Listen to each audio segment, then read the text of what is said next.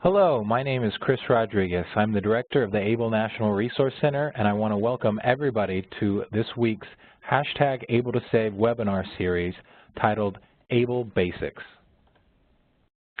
This webinar is brought to you by the ABLE National Resource Center and is sponsored by our friends at Fidelity Investments, managers of the Attainable ABLE program.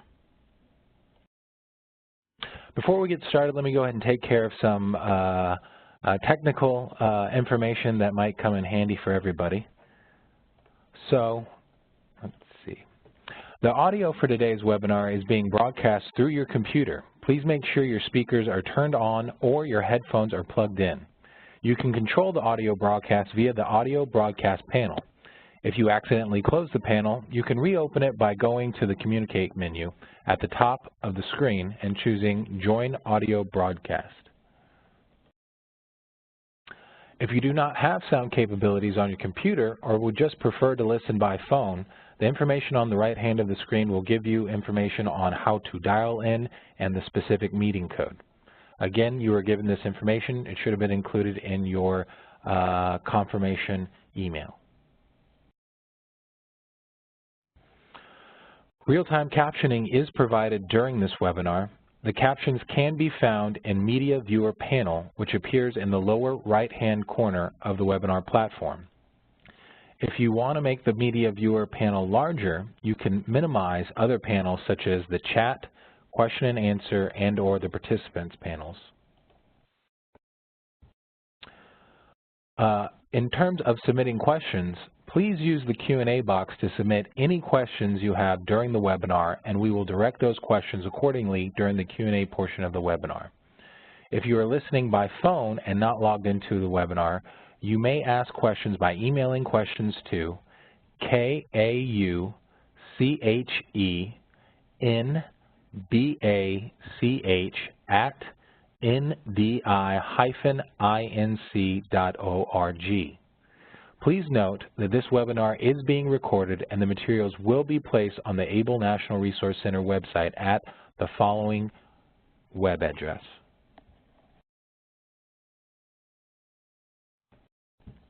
If you experience any technical difficulties during the webinar, please use the chat box to send a message to our host, NDI admin, or you may also email them to kausebach@ndi-inc.org.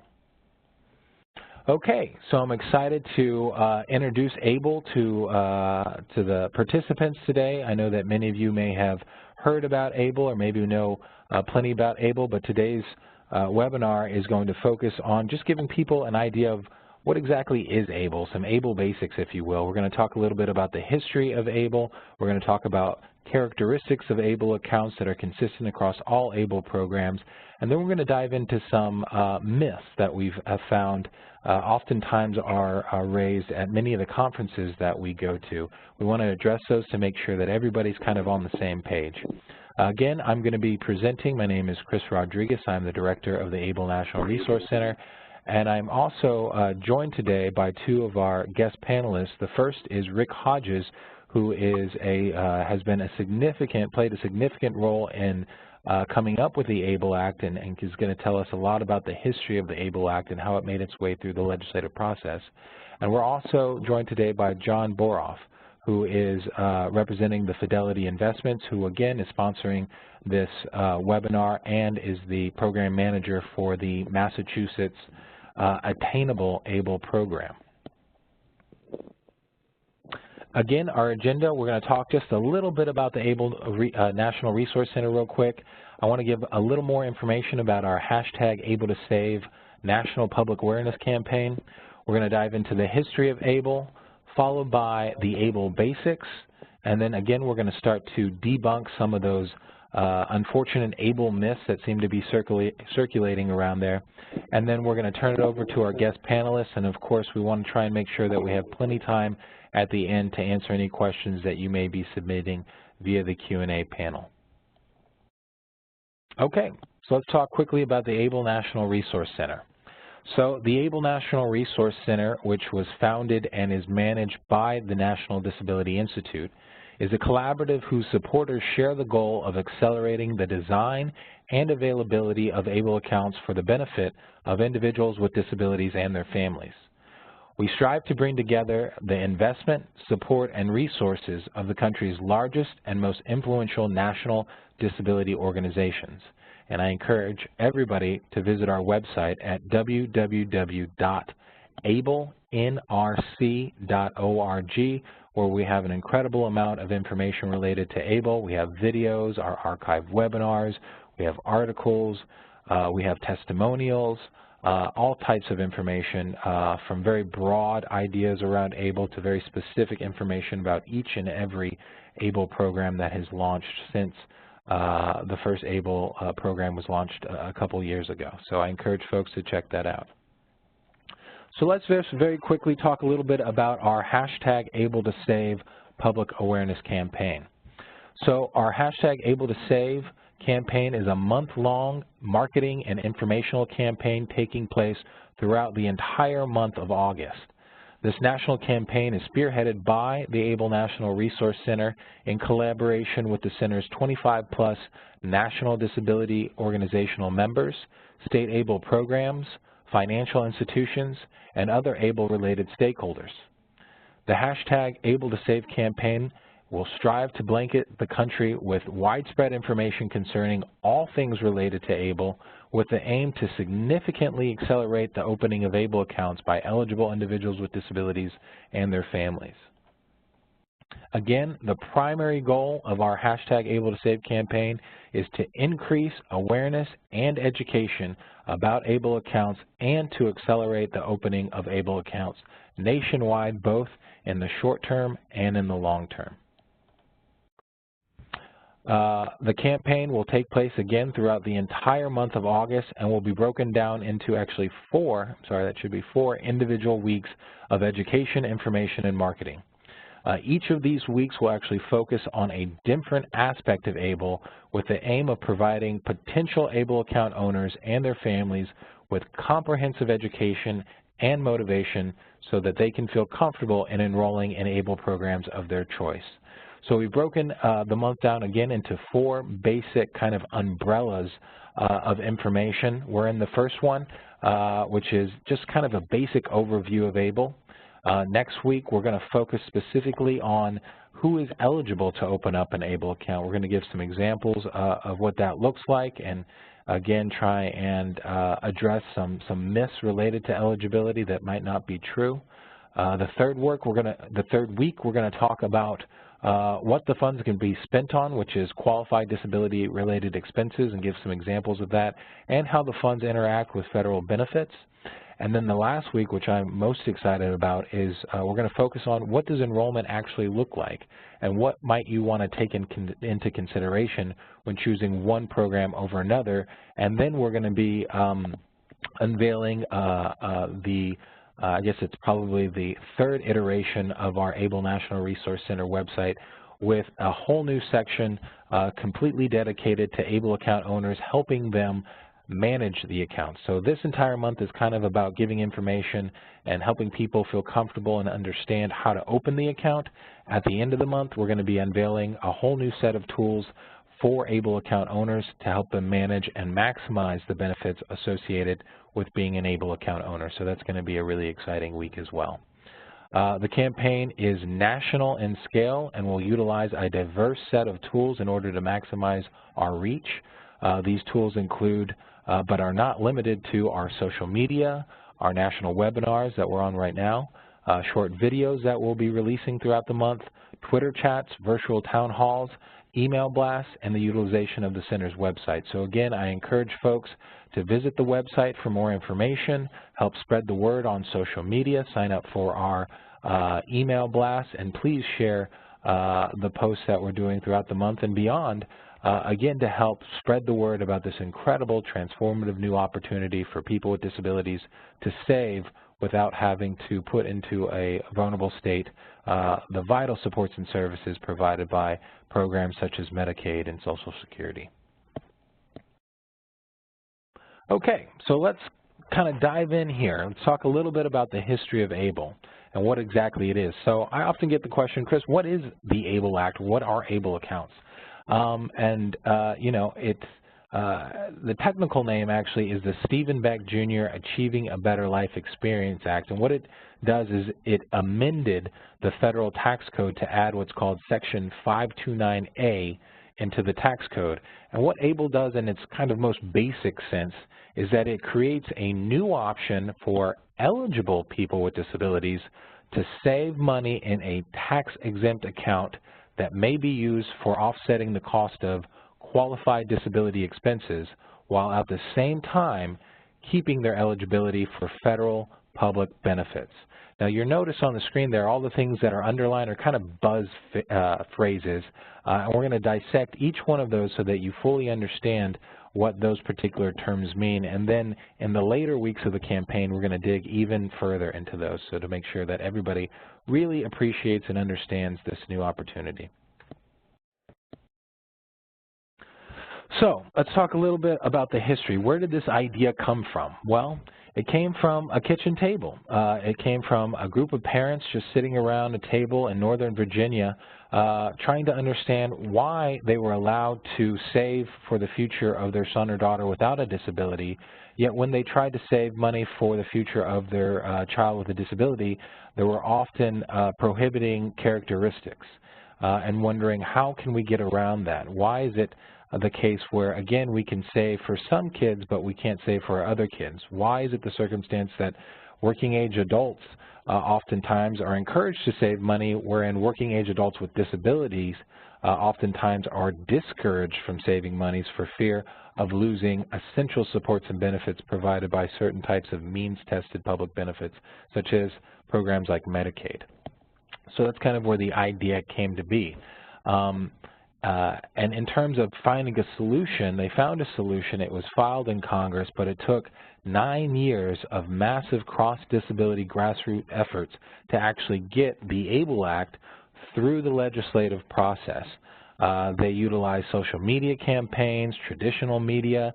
There was an incredibly successful change.org petition, in addition to many, many in-person meetings with elected officials to share their family's personal stories on why it was so difficult to save for their son or daughter with a disability, and why themselves as working age adults were in many circumstances prohibited from saving for their futures, despite the fact that we know that people with disabilities oftentimes have extra expenses related to their disabilities that perhaps their typically able counterparts do not have. By the time the ABLE Act made its way through that 9 years of the legislative process, it had overwhelming bipartisan support in both the House and the Senate by Republicans and Democrats alike. And I really think this is a testament to how important the ability to save money for people with disabilities is without losing their benefits. So that's, as many of you know, we live in what can be described as a fairly contentious time, and it's incredible to see a piece of legislation like this make its way through with such incredible support by on both sides of the aisle. And what the law did, it authorized states to build these ABLE programs. However, it did not require them to.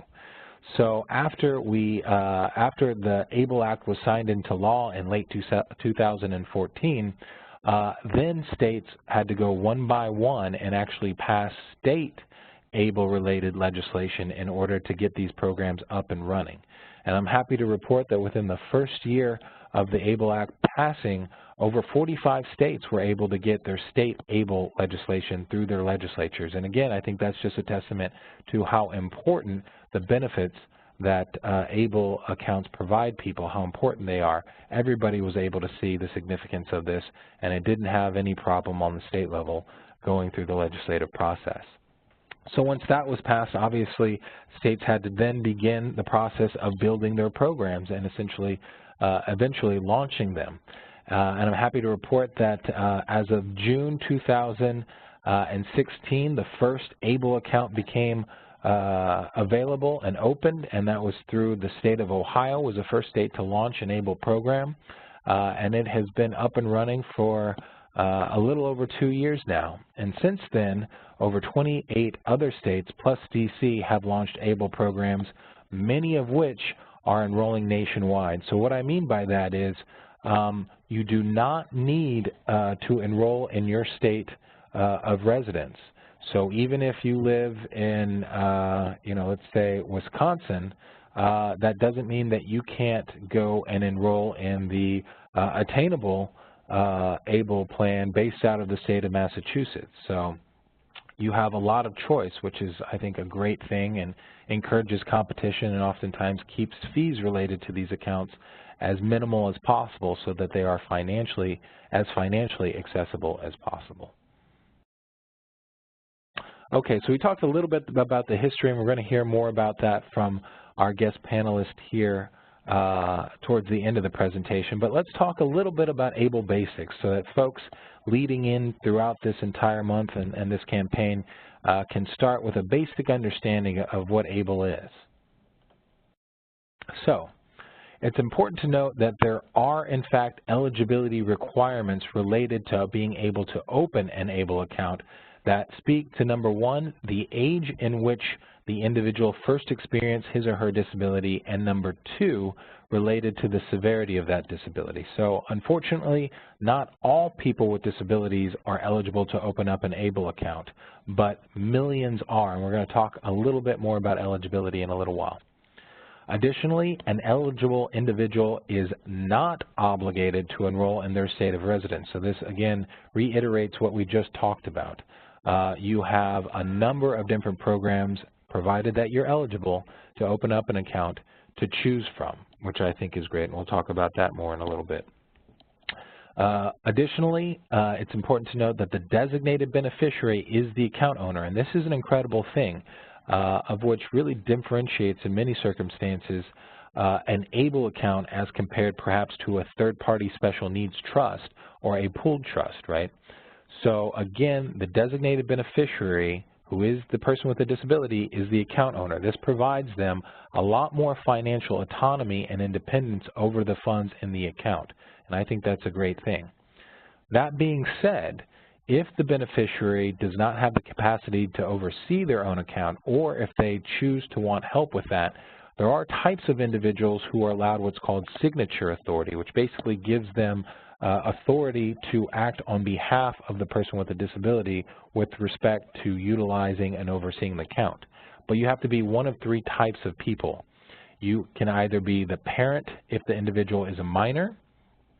If the designated beneficiary is an adult, then you'd have to be the guardian to be allowed to have signature authority, or you would have had to be given power of attorney from the beneficiary. If you're not one of those three types of individuals, you are not allowed to have signature authority and oversee the account on behalf of the person with a disability. Additionally, the funds in the account are to be used to help offset qualified disability-related expenses. So they can't just be used for anything. They have to, these accounts were designed to help, again, offset those extra costs that often are associated with living a life with a disability. And they're called QDEs, or Qualified Disability Expenses. And we'll talk about what falls under that definition here in a few slides. Additionally, assets in and distributions for qualified disability-related expenses will be disregarded or given special treatment when determining eligibility for most federal means-tested benefits, including Social Security and Medicaid. And this is, to me, what is really, really transformative and so special about these accounts. Many times we find that people with disabilities are shackled to a life of poverty as a result of these tests, or these means tests or assets tests related to programs like Medicaid. But now along comes ABLE, and individuals with disabilities who are eligible to open up an account can now save significant amounts of money in these accounts without that money being taken into consideration in terms of their eligibility for programs like Medicaid, where they oftentimes get significant supports and services to help them live independently. So that's, to me, there's a lot of benefits related to having an ABLE account. There's tax benefits and savings benefits, but this, to me, is one of the most significant ones. Additionally, anybody can contribute into your ABLE account. That includes friends, that includes your family, that includes your employer, and certainly includes yourself. The beneficiary themselves can contribute into their own ABLE account, perhaps as a result of employment or an inheritance or things like that. So that's a great thing. That being the case, it's important to note that in general, there is a $15,000 annual contribution limit, and that means all contributors combined cannot contribute above $15,000 in any given tax year. And then once that tax year finishes up, you can contribute again up to another $15,000, and then it can grow and grow and grow and grow. And we oftentimes describe these accounts as savings accounts, but what they really are, they're actually investment accounts, and they grow tax-free. So when you enroll in an ABLE program, you'll likely be asked to choose an investment vehicle, of which they often vary in risk depending on what your risk tolerance is. And they grow in a good market, provided you've made good investment decisions, and the growth is not taxed. So it grows and grows and grows, which is great. And the funds, again, can be used for qualified disability-related expenses, and those can be both short-term and long-term financial needs. Okay, so we've talked a little bit about the history of ABLE. We've very quickly gone through some basic characteristics of ABLE accounts, and those are characteristics, again, that are going to be consistent across all ABLE programs, no matter if you're enrolled in the Ohio program or in the Massachusetts program or Oregon program or Texas or Virginia. The things that we're going to be talking about today, those are going to be consistent across all programs. So let's talk a little bit about eligibility. I know that I mentioned that unfortunately not all people with disabilities are eligible to open up ABLE accounts because there are eligibility requirements. So let's talk about what those are. So they're really broken down into two different what I call prongs, right? So the first one has to do with the age in which the individual first experienced their disability. And what it states is that the individual must first have had an onset of disability before their 26th birthday. So that doesn't mean that if you're 35 years old, you can't open up an ABLE account. You certainly can open up an ABLE account at any age. You just would have had to first experience your disability before your 26th birthday, okay? So let's say that we check that one off the box. The second prong that has to be satisfied has to do with the severity of that disability that you first encountered before age 26. And there's two ways that you can satisfy this one.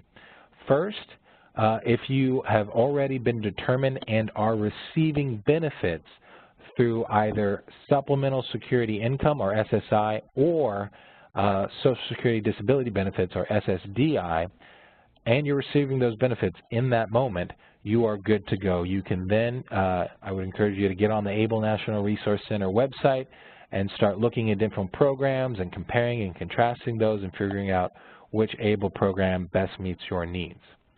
Now let's say that you aren't currently receiving SSI or SSDI benefits, but that you still incurred your disability before age 26. So perhaps you have a job and you're making too much money to make you eligible for Social Security disability benefits, or perhaps you're in the determination process, so you're awaiting a determination whether you are qualified or not qualified, but you still want to start saving. You can do that, but you're just going to have to get what's called a disability certification, and that is a certification that assures that you, the individual, holds documentation of a physician's diagnosis and signature and confirms that the individual or you meet the functional disability criteria in the ABLE Act. So there's a paragraph or just a few lines in the ABLE Act law that talks about what the severity of a disability must be, and you would have to present that to your physician, and the physician would have to sign off saying, yes, you meet that particular severity level. So, so many people that will be opening ABLE accounts will be on SSI or SSDI, but it is not a requirement. The only real hard requirement is the fact that you had to first experience your disability before 26, and that's really unfortunate because we know that there are millions of individuals out there that could benefit from being an ABLE account owner but have incurred their disability after age 26. And we're working very hard with our fellow disability organizations to encourage Congress to raise that age of eligibility. And in fact, there's a bill that has been currently filed and that we're advocating in favor of called the ABLE Age Adjustment Act that would take that 26 up 20 years to 46. And we're hopeful to get that passed in the near future. And I encourage folks to go to the ABLE National Resource Center to get more information on that particular piece of legislation and how you can be involved in helping see it get passed. Okay, so again, we've talked about the history, we've talked about basic characteristics, we've talked about who's eligible. Now let's talk a little bit about what exactly the funds in an ABLE account can be used for and what exactly do we mean by, quote, qualified disability expenses. Well, a qualified disability expense is an expense that relates to the designated beneficiary's blindness or disability and are for the benefit of that designated beneficiary in helping them maintain or improve their health, independence, or quality of life. So that's extremely broad, and we wanted to make sure that it was broad because we appreciate the vast needs of people with disabilities and how they might vary from one person to another. So we didn't want to come up with a rigid definition that said, you know, just wheelchairs and home modifications. Because we know that the needs of people with disabilities are so much greater than that. So we encourage the Department of Treasury, who are the ones responsible for kind of overseeing these programs on the national level, to define, quote, qualified disability expenses as broadly as possible, and they did so. So we're very happy to see that. Getting more specific, the term qualified disability expense, again, it states should be broadly construed to permit the inclusion of things even like basic living expenses and are not limited to expenses specifically related to the person's medical condition or have a medical necessity, and can even include things like basic living expenses, rent, and food of that nature, provided that they relate to the person's disability and that they're for their benefit. Additionally, we have what I call kind of buckets or categories in which these expenses might fall under, and you see it's a long list there: education, housing, transportation, employment, training and supports, assistive technology, personal support services, health prevention and wellness, financial management, administrative services, legal fees, funeral and burial expenses, and again, even basic living expenses can fall within the definition of what you can use your ABLE funds for. Despite the fact that it's extremely broad, it is important to note that if you do make distributions for non-qualified expenditures, you will be subject to a tax consequence, and perhaps even more importantly, you need to understand that the funds taken out for things that are not qualified disability-related expenses could adversely affect your eligibility for your federal means-tested benefits such as SSI and Medicaid. So it's important to understand what these funds can be used for, and it's important to make sure that they're used within the confines of the law so you don't accidentally put in jeopardy your very vital supports and services provided through these various federally funded means-tested benefits programs. All right, so let's talk again about how the funds in an ABLE account might impact your federal benefits. And remember, if you'll remember, I mentioned at the end that assets or funds in an ABLE account will be disregarded or given special treatment when determining eligibility for, quote, most federal means-tested benefits. And the only reason that I use the word most is because there is one exception, and that relates to ABLE account owners who are also receiving supplemental security income, or SSI, which not every ABLE account owner will be receiving SSI, but many will. And what the law states is that if you are on SSI, only the first $100,000 in the ABLE account assets will be disregarded. So once, if you're on SSI again, and you build up your ABLE funds to, the point in which you're exceeding $100,000, when the ABLE account goes over that $100,000, your SSI cash benefit will be temporarily suspended until such time as the ABLE account falls back below $100,000. Now, during that period, you're still considered eligible for SSI. You don't get kicked off, and you don't have to reapply when the account falls back below $100,000. It's just that cash benefit is temporarily suspended. As you can imagine, as I said previously, these accounts have only been available for a couple years, and when you can only put about $15,000 in the account every tax year, we suspect that the largest account out there maybe has, I don't know, $40,000 the most, maybe more, but certainly no account has reached that $100,000 threshold. But that doesn't mean that we haven't spoken with the ABLE programs to let them know how important it is to let their account owners know when their accounts are approaching that $100,000 threshold and advising them on what their options are. So that's something to keep in mind. But again, that is the only means-tested program that is affected by the funds in the account. And even if you are eligible for Medicaid through your eligibility for SSI, even if you surpass that $100,000 and the cash benefit related to SSI is temporarily suspended, your Medicaid stays intact. You do not lose Medicaid as a result of the funds, any amount of funds in your ABLE account. And that's basically what the next slide says.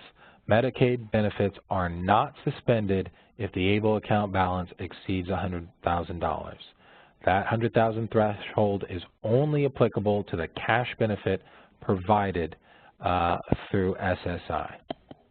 Okay, so let's move on to another major characteristic of ABLE accounts, and despite how absolutely incredible I think these accounts are, oftentimes this is probably the most criticized aspect of ABLE accounts, and it's called the Medicaid Payback provision. And what it states is that any assets remaining in an ABLE account when the beneficiary passes away, subject to outstanding qualified disability expenses, can be used to reimburse that state for Medicaid payments made on behalf of the beneficiary after the creation of the ABLE account. Okay, so let's break that down. What exactly does that mean? So if the ABLE account owner is not receiving Medicaid services and supports, then this thing doesn't matter at all. Then don't even worry about this. But as we know, when we looked at that severity criteria related to being able to open up an account, many of the ABLE accounts will be receiving supports and services through Medicaid. So when the state is providing the individual supports and services through Medicaid, they're keeping track of how much those supports and services cost for an individual on an annual basis. Now, when that individual passes away, if they have an ABLE account, the state that has been providing that individual those supports and services, they're going to tally up how much money that has cost the state in Medicaid supports and services starting at the point in which the ABLE account is opened. And when the person passes away, they are allowed to, they're not obligated to, but they certainly have the ability to file a claim with that ABLE program for the amount of money that they've spent on that now deceased beneficiary. And it can oftentimes wipe out the account. So a couple of things. ABLE is an incredible tool to save significant amounts of resources in a tax-free manner without affecting a person's eligibility for means-tested benefits. However, it may not be the best tool if you're looking for a, quote, wealth transfer tool. That ABLE may not be the way to go for you. Second thing you should keep into consideration, as I said previously, the federal law does not mandate that a state file that claim. It simply allows them to do that. And a number of states have passed state ABLE legislation, of which Pennsylvania was the first state to do it.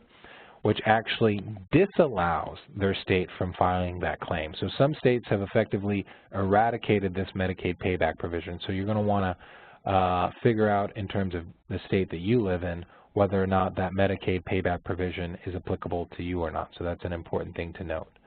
So I just wanted to make sure that everybody fully understood the Medicaid provision. Oh, and as noted in the chat box, Maryland has repealed that provision.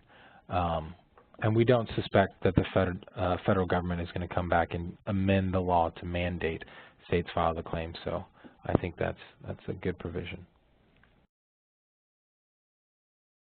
Okay, so we've kind of talked about in my opinion, the most transformative benefit, which is saving without losing benefits, but there are significant other benefits related to taxes. Again, the funds in this account, as they grow, because it's an investment account, are not taxed, which is incredible. And in fact, when they're dispersed, as long as they're being spent on allowable expenses, they again are not taxed. And that's another significant differentiation between an ABLE account and perhaps a special needs trust, which is taxed on the earnings of a special needs trust. So that's important to note. That being said, contributions made into an ABLE account need to be made with post-tax dollars. So it's not like your retirement plan where you contribute into with pre-tax dollars. You contribute in post-tax dollars. And ABLE account earnings, again, grow tax-free and are tax-exempt. On the federal side of things, unfortunately, there is no tax deduction associated with contributions made into an ABLE account. However, some states that have state income tax have passed laws to allow for state income tax deductions or credits associated with contributions made into ABLE accounts for in-state residents. So again, I encourage folks to go to the ABLE National Resource Center. We have a comparison chart, and you can pull up different ABLE accounts, and you'll be able to figure out which states offer these state income tax deductions and which do not.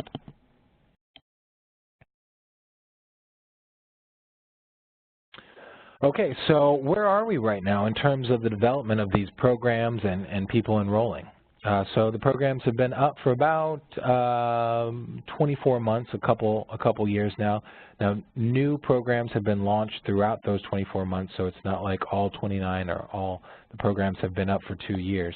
But the Ohio is the most longstanding program, having been the first to launch. But again, there's 29 ABLE programs that are out there, and we expect that to grow maybe to about 34, 35 ABLE programs by the end of the year. So we're extremely excited to see that. Many of those are enrolling nationwide, meaning that you do not have to live in that particular state in order to enroll in its program. But some states have restricted their program to just in-state residents. So again, this is information that you can figure out by going to our ABLE National Resource Center website. There have been over 20,000 accounts open nationwide, which is really exciting. There has been, I got a typo there, I apologize, over $100 million worth of assets under management, which equates to about an average account size of about $5,000, which is really, really exciting. So over $100 million worth of current savings, not 100,000 there. So we'll have to fix that before we put this up on the website. Okay. All right. Wow, that was a lot of information. And again, the purpose of this particular webinar is not to give you all the information right now. This is just to give folks just kind of the ABLE basics, just a touch of the benefits of ABLE, and we're going to get into much greater detail throughout the month of August. Again, we're going to break down a lot of the stuff that is in this webinar to its own webinar. We're going to have a webinar every Wednesday for the rest of the month. The next one, obviously, is talking about eligibility.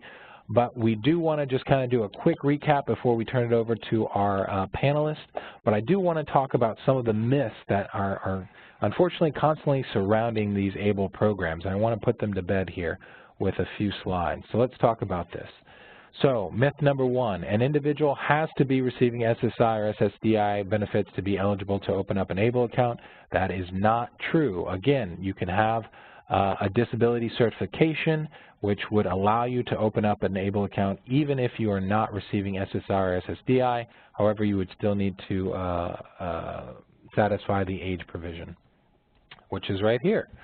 A myth, number two, an individual must be younger than 26 to be able to open up an ABLE account. Not true. You just would have had to have an onset or first experience your disability before age 26. You can open up an ABLE account at any age. Myths related to contributions. Myth number one, the only individual who can contribute into an ABLE account is the designated beneficiary themselves. That is absolutely false. Anybody can contribute into a person's ABLE account, friends, family, and employer, the beneficiary themselves, as long as all those contributions combined do not exceed $15,000 in any given tax year. Myth number two under contributions, an unlimited amount of money can be deposited into an ABLE account. Again, unfortunately, that is not true. In general, these ABLE accounts have a $15,000 per year annual cap in terms of contributions. That $15,000 is adjusted periodically for inflation, and that amount may be exceeded if the beneficiary is eligible for additional contributions under the Able to Work Act. And we'll talk a little bit more about what that entails later on in the month. All right, myths related to public benefits. Myth number one, once my ABLE account exceeds $2,000, I will lose eligibility for SSI benefits and Medicaid. That is completely false. That is what is so exciting about these accounts. You can save well over $2,000 as long as it's in your ABLE account without losing benefits. Now, there is that one exception that we talked about, relates to SSI, and that's only when the account breaches or goes over $100,000. All right, another myth. In all circumstances, the Medicaid program will receive the balance remaining in the ABLE account upon the beneficiary's death. Again, that is not true. States can file a claim of which may wipe out the account but may not, depending on the amount of Medicaid services that particular person has. And there's going to be ABLE account owners out there who are not receiving Medicaid services and supports at all, in which they don't need to worry about this payback provision whatsoever. In addition to that, as we just discussed, a number of states have passed state legislation that would prohibit their state from filing this claim, effectively eliminating the ABLE Medicaid payback provision. Other myths, other financial vehicles. There's this idea out there that ABLE accounts are going to replace special needs trusts. That is absolutely untrue. ABLE accounts are just another tool in the financial planning toolbox that can be used by individuals with disabilities. They do not replace or really compete with special needs trusts.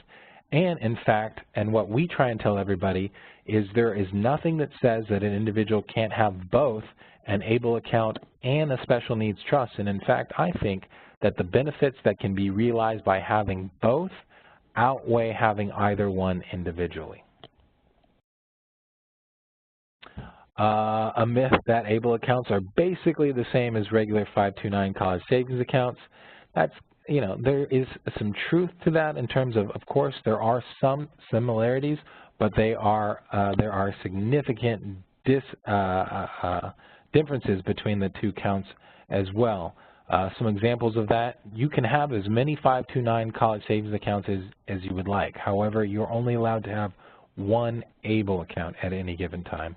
What you can spend the money on is vastly different. Obviously, a 529 college savings account is exclusively for expenses related to post-secondary education, whereas ABLE accounts can be used for a much broader list of qualified disability-related expenses, so on and so forth. What is interesting about these two accounts that is a recent development as a result of a new piece of legislation being passed is that you can now roll over funds in a 529 college savings account into an ABLE account. However, those funds will be subject to that annual contribution limit. So it might take a couple years to roll it over completely, but you can roll over without having to pay any kinds of extra taxes and things like that. Myths related to enrollment. So there's an idea out there that you have to open an account in your state of residence. Again, I can't say this enough. You do not need to wait until your state launches an ABLE program. And in fact, some states may choose never to launch a program. But you are not limited to enrolling in your own state's program. An individual has to contact or visit a bank to open up an ABLE account. This is another really significant misunderstanding. ABLE programs are developed and managed on the state level, allowing the managing state to have the flexibility to determine the process in which a person enrolls. So far, in an effort to keep administrative costs as low and to ensure an affordable program for the beneficiary, enrollment and maintenance of the account is primarily done through the individual state ABLE program website and online portal. However, there are a couple exceptions that are popping up, but by and large, you're going to enroll in these ABLE programs online. You're not going to go to your local Bank of America or JP Morgan Chase or Wells Fargo and say, hey, I'd like to open up an ABLE account. They will likely have no idea what you're talking about. You will enroll in these programs online and be maintained online. However, as we're going to note in a little while, there are a couple programs that might have places where you can visit face-to-face with somebody and they can help you through it. Okay, wow, that was a lot of information. We have about 15 minutes to go here. I want to dive right in and turn it over to Rick, who has played an incredible role in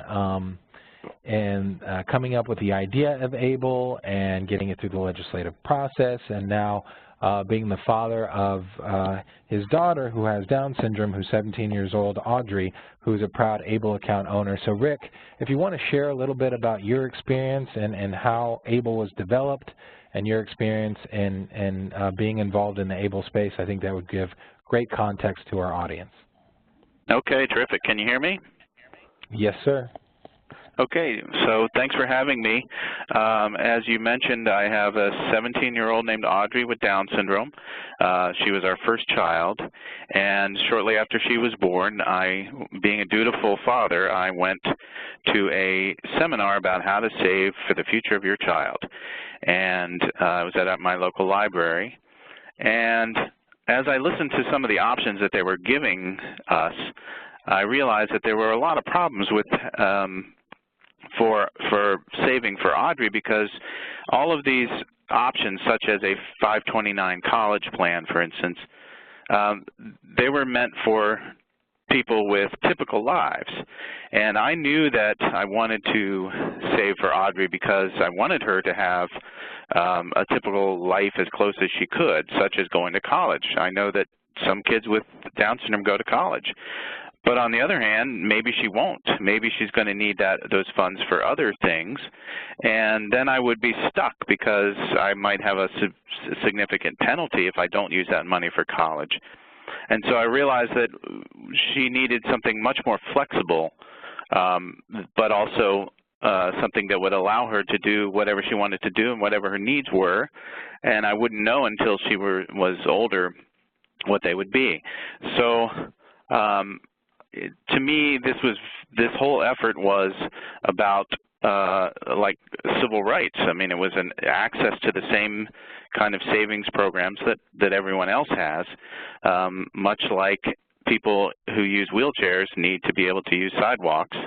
So I took this idea to the Down Syndrome Association of Northern Virginia, and we sat around that famous kitchen table with several other parents and came up with this idea of a new kind of account.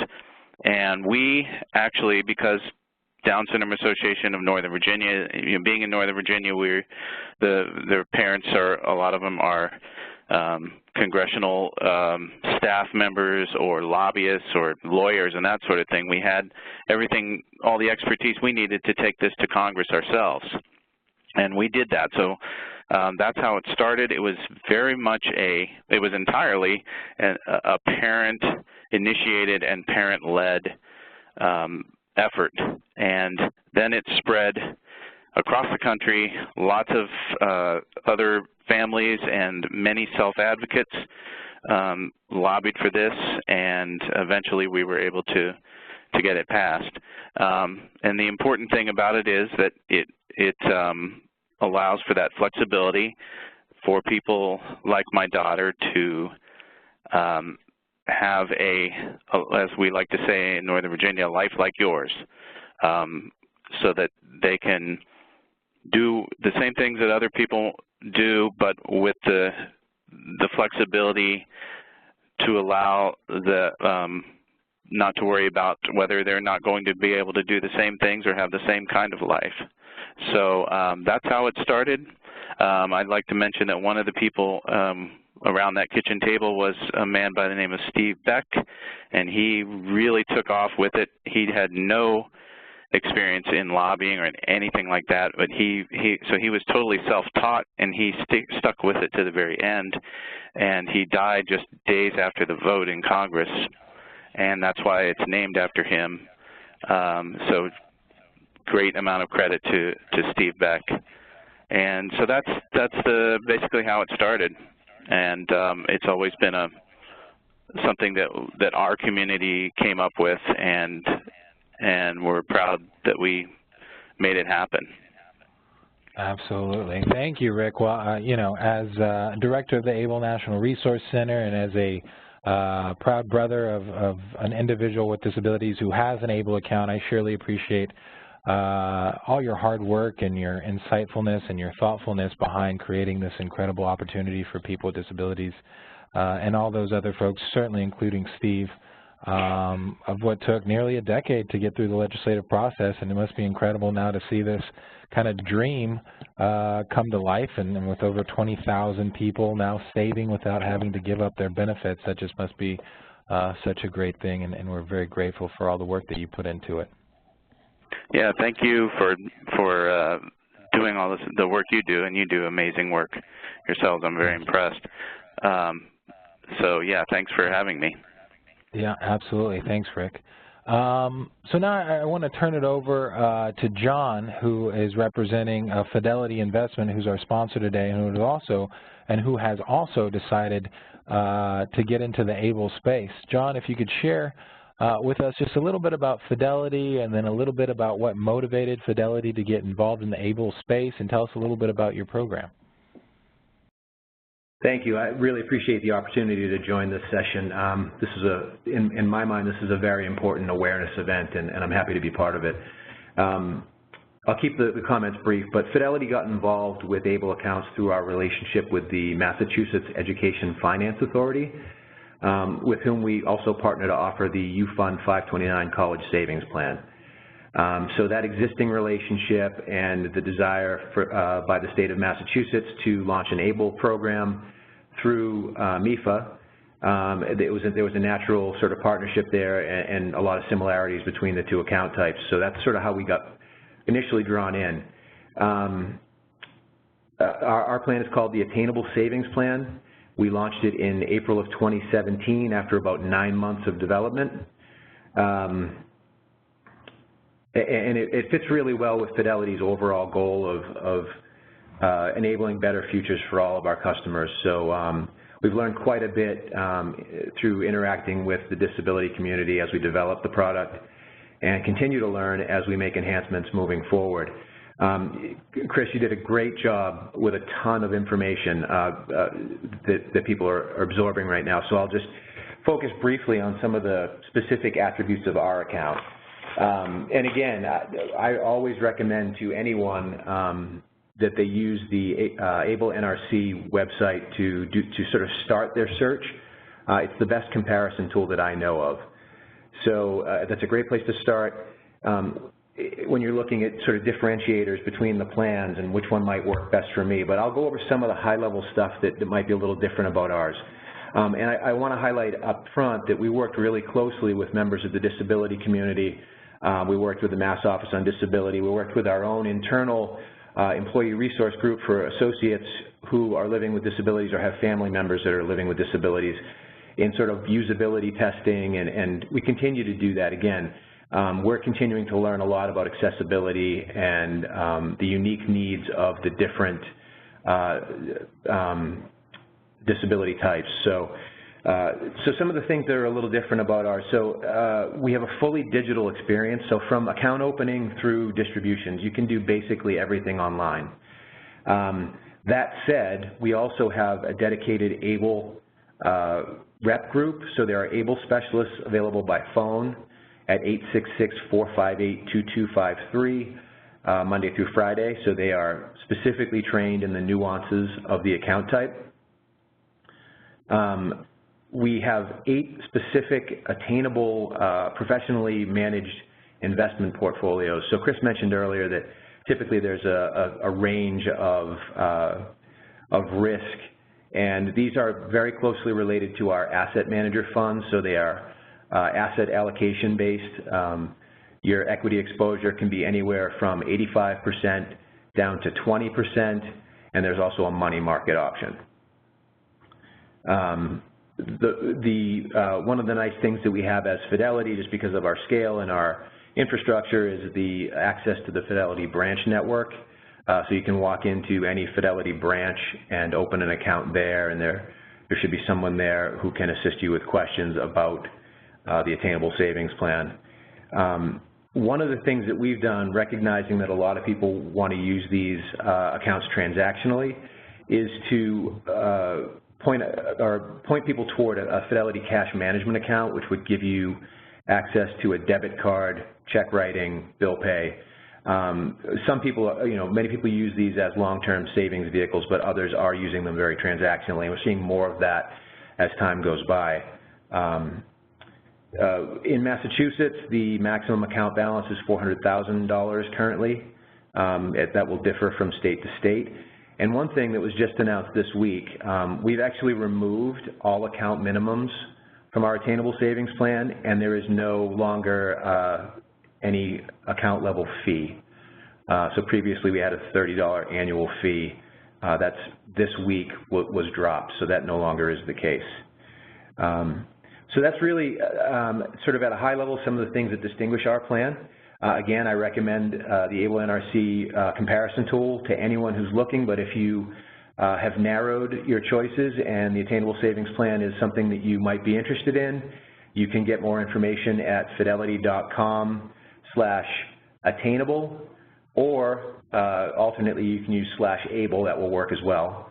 Or again, you can call us at 866-458-2253, which actually translates to 866-ILV-ABLE.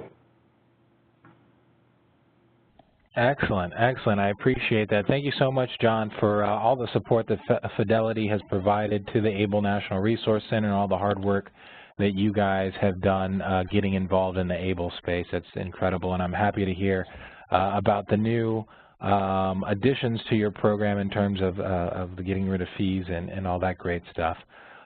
So we have just a couple minutes. I've been collecting some questions. I'm going to try and knock a few of them down as quickly as possible.